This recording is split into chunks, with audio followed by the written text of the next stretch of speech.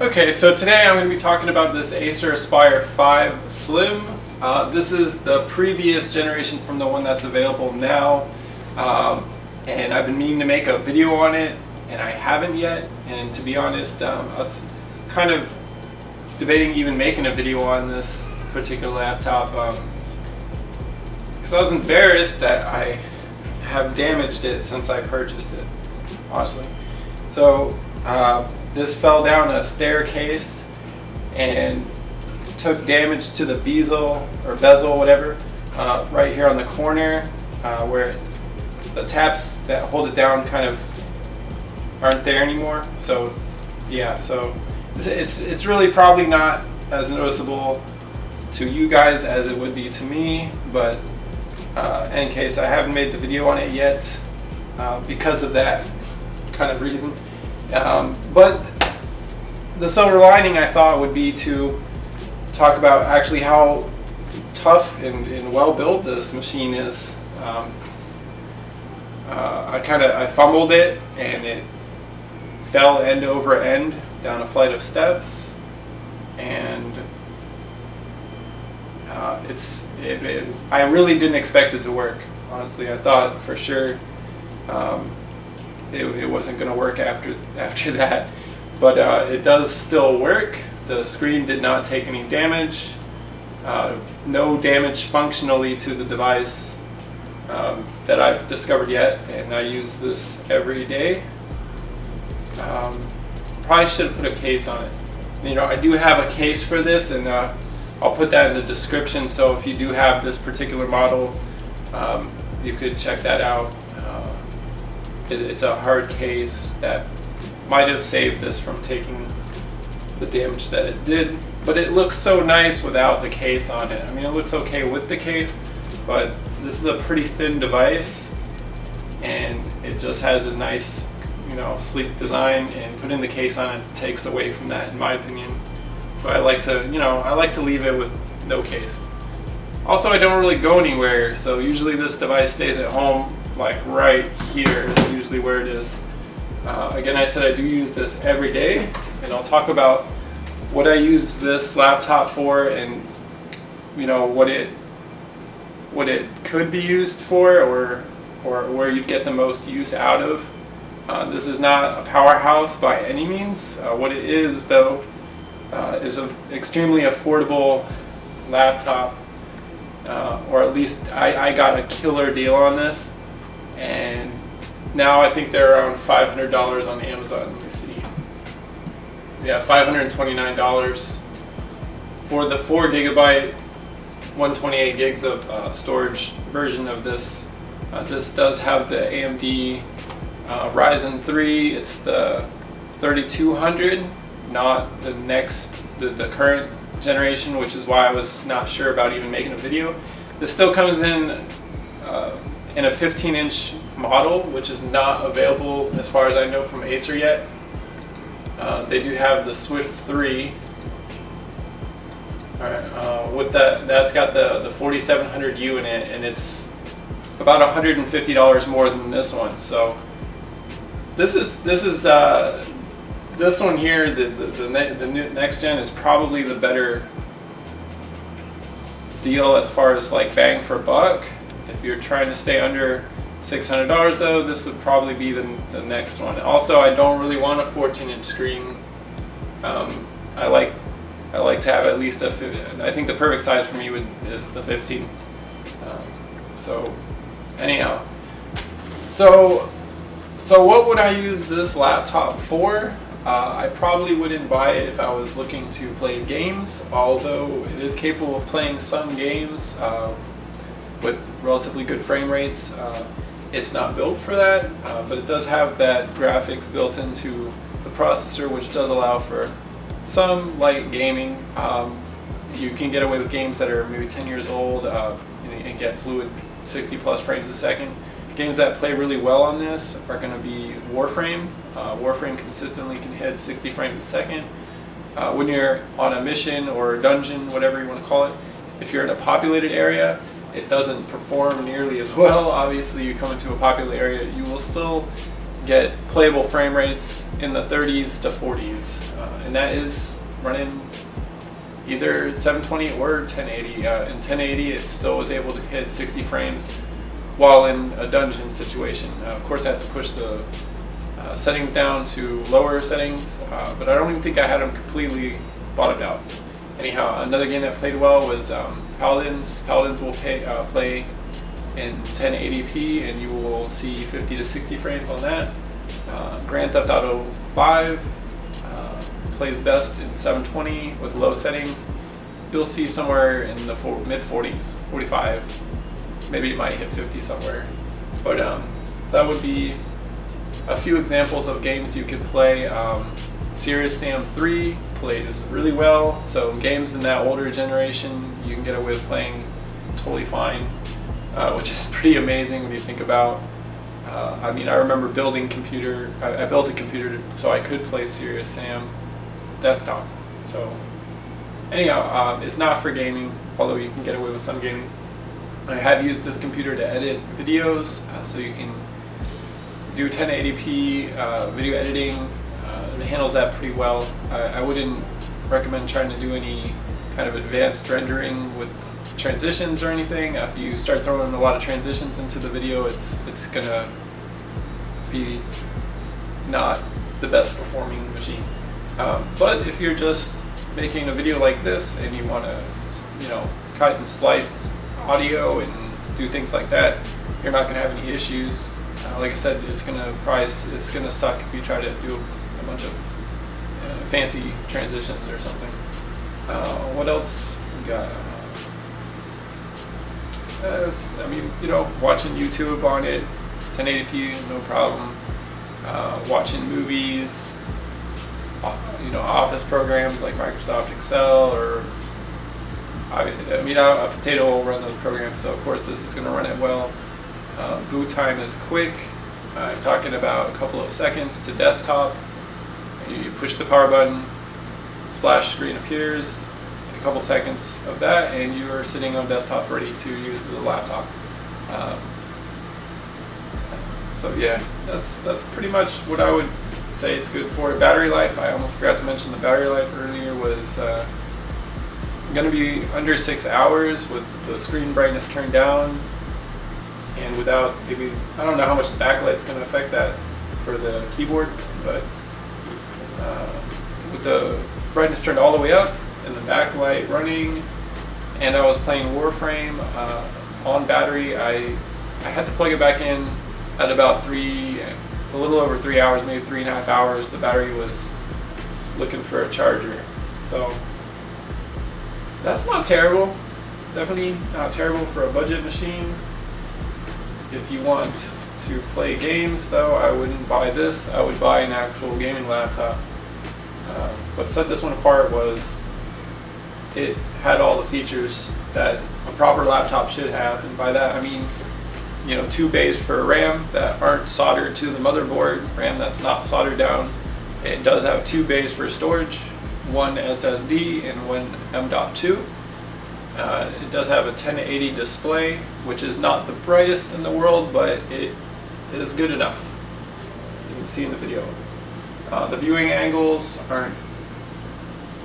They look better in person. I've seen it on video, and it looks like it's fading out pretty quick.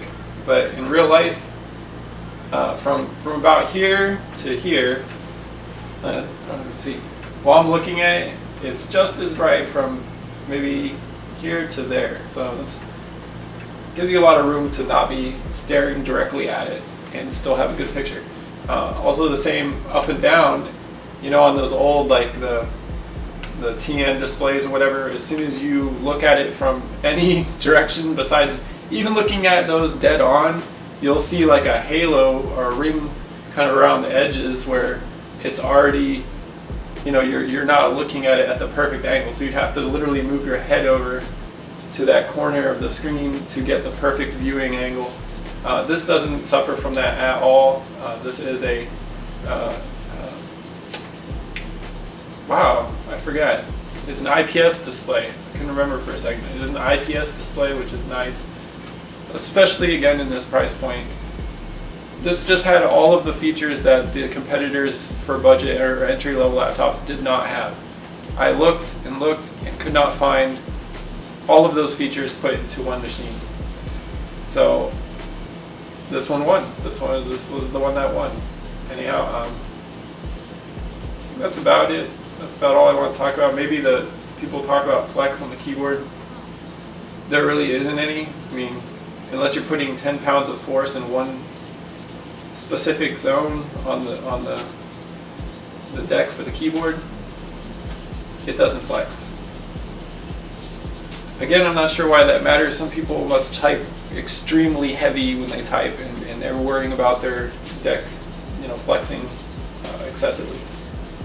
I guess if you have any other questions, again, just leave them in the comments, and I try to be quick and answer them. Right, I check them every day.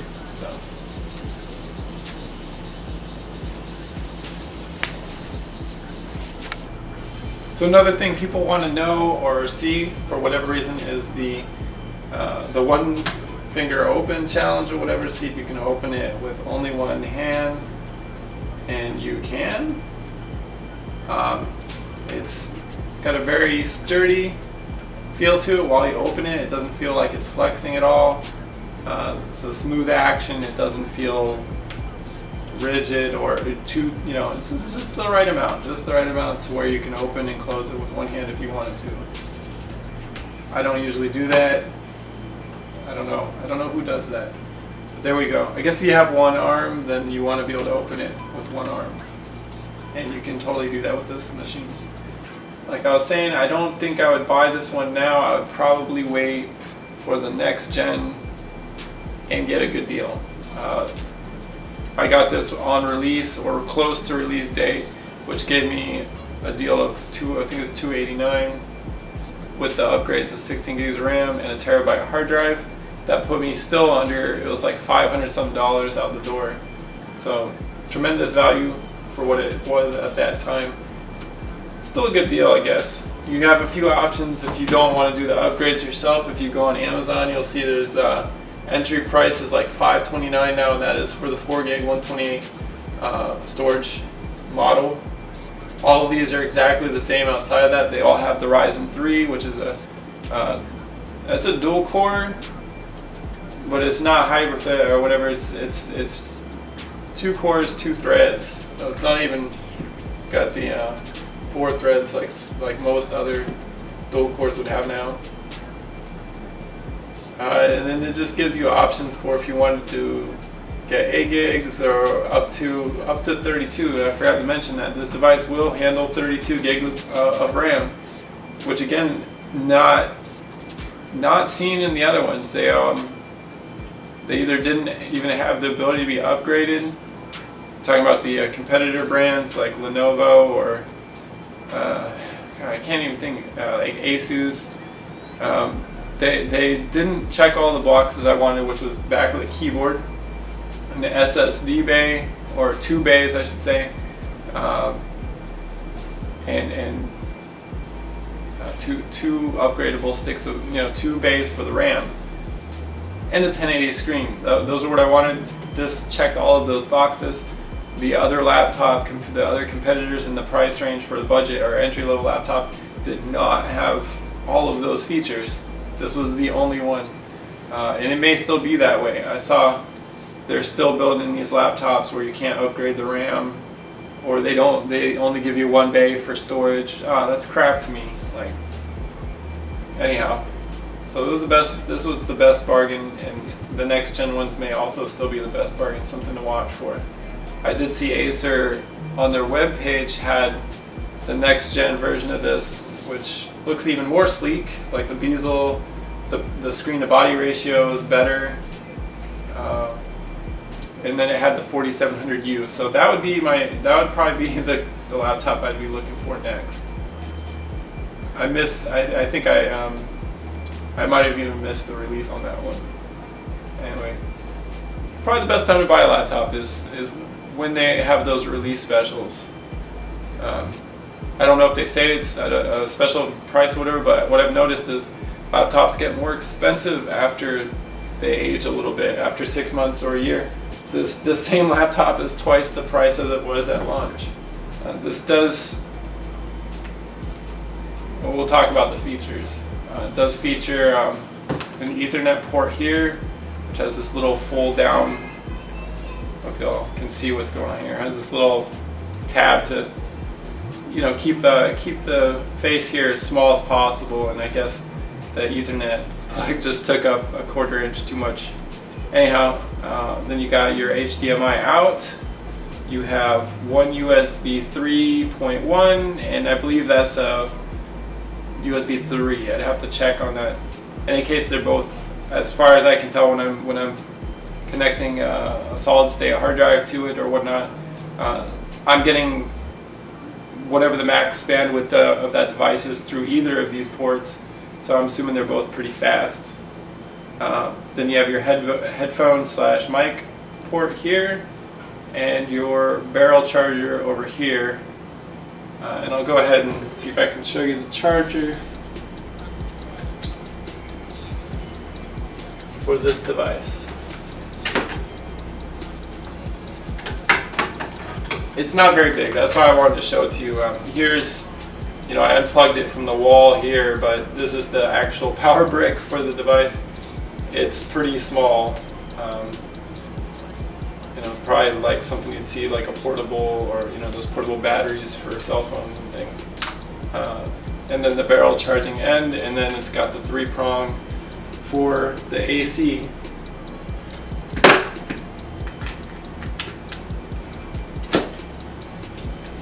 Moving on here, we do have one more USB port on the right hand side of the device, which I do like because that's usually where I keep my mouse plugged in. Now I did get a mouse. I'll put the link for this one in too. This is it's a USB or Bluetooth, and this device does support Bluetooth. I forget which version. It's whatever the modern one was when this device came out. So audio is going to sound pretty crystal clear, I guess as good as it gets for Bluetooth right now.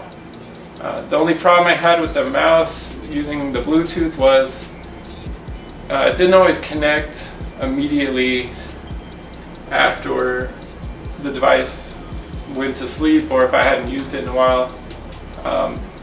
I'd have to go back into the settings and turn it back on using the USB dongle, so it kind of defeated, you know, having the dongle unplugged. I just leave it in. Anyway, it's nice that it has a third USB port, I'm sorry, 3 USB ports, one on the right hand side, which is usually where people have their mouse. I noticed with my MacBook Pro, the USB ports are all on the left hand side, and my mouse sometimes would not be able to get the signal to the right hand side, and that's ridiculous because it's only a foot. But I'm thinking the aluminum chassis, something was causing interference just from, you know, 3 feet, 2 feet to the right. So having it right here is smart, in my opinion. It also has a whatever lock, I forget the name of these, you know, to plug it in, and Kaiser lock or whatever it's called. I have to look it up. Which I've never used, and I'm not sure. I guess if you're in an office setting or something where somebody could walk off with your laptop, you would have that plugged in. I do have Ubuntu, Budgie, and Windows 10 on this device. It comes with Windows 10 S, which is trash. You just turn that off immediately and just use Windows 10, which I don't really use Windows 10 much because I don't like Windows. On this device I don't. On my main computer I do because everything's Windows. In any case, on here I do have Ubuntu Budgie running, and that runs really nice. So in certain respects this device is extremely fast. Like I said, it's not a powerhouse, but it's very lightweight and quick, especially running operating systems like Ubuntu. And the 4 gigs of RAM that it came with, I don't recommend leaving that. I did make a video showing how easy it is to work on this device. You got I don't know, a dozen screws on the back side. I'm not going to count them. There's 10. Anyhow, you take the screws out, you work your way around the edge with a,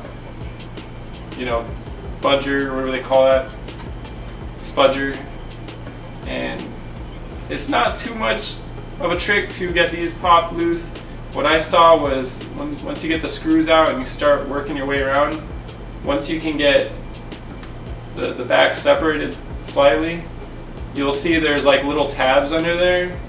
And if I remember correctly, the idea is to kind of push those in a little bit by working the spudger in and kind of tilting it.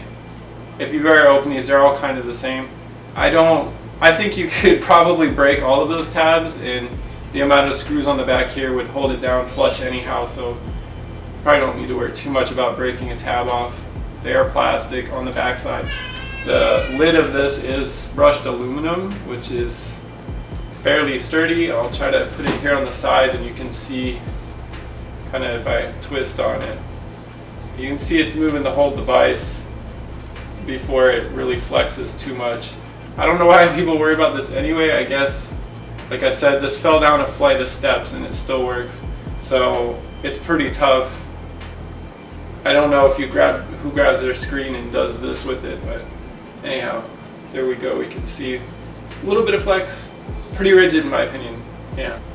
Anyhow, I guess I'll go ahead and try to piece this video together. It's kind of a train wreck right now.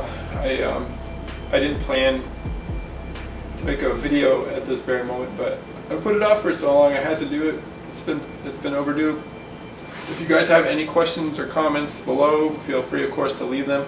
I do get back to the questions as quickly as possible. Give you another once over on the laptop. It's super, for the price, man. It's super attractive. I'm happy with it. I have no need to upgrade it for a long time, but I do like that new one they're coming out with, the 4700U. I just want to have an 8-core laptop. I don't know why.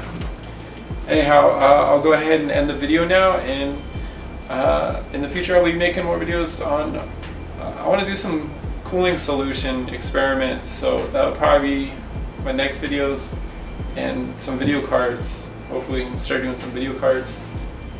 But I want to water cool this system and see, again, there's no reason to, but I would want to do it just because it's a hobby, something I like to do. So I'll go ahead and end the video, and we'll see you again hopefully within a month. I know it probably been a couple 6 months since I talked about this, making a video on this. But there we go. We'll see you next time.